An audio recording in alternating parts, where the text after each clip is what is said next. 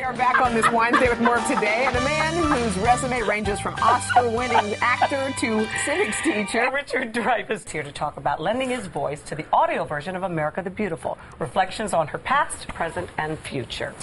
So the proceeds to this book actually go to an organization. Tell us about that organization. The Dreyfuss Initiative is the attempt to bring a revived and enhanced study of what we used to call civics, and we hope not to call civics in the future because it is the most boring word in the English language. Sure. But what it really is about is practical political power, which is not dull. Mm-hmm. When you teach power to the people who are mandated to know excellently how to run this country, then you're really giving them an exciting time. Well, the Constitution and the preamble and all those things are actually gorgeously written pieces of literature, aren't they?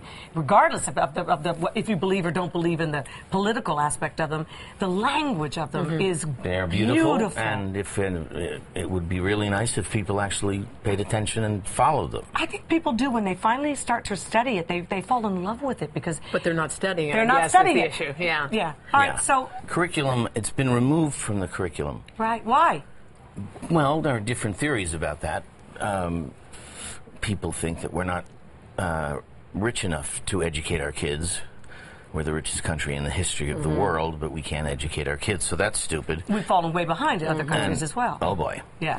And there are some people who think that our kids aren't smart enough, and they can't handle it, and it makes their heads hurt, and that's stupid. And some people think that some powers that be want to have an inert, uncurious, stupid workforce. Keep the masses dulled. But when you look at what the kids are paying attention to and watching on TV, you do see we talk about this a lot, the reality shows, the pregnant teen shows, all these things really have... But none of those shows actually came because masses of people came to the windows of NBC and said, we want stupid shows, we want dumb, low-class survivor shows. They didn't do that.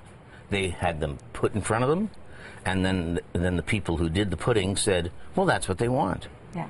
And there's an appetite for it, so we're just giving the people what they want. That's right. What's in that book? We want to hear your beautiful voice. This book is written by a guy who spent half his life in India, the second half in America, and he fell in love with America so thoroughly, the potential of America, because America is a completely unique nation in 13,000 years of history. We're the only country bound only by ideas. We have no common ancestry or common religion. And the ideas that bind us are the ideas of reason, logic, and that come from the Enlightenment era. And decency to one another. And that's what this, all the documents that are our founding documents came out of. And they are, the United States is probably the greatest compliment to mankind that has ever been done, because it says that the ruler and the ruled can be one thing.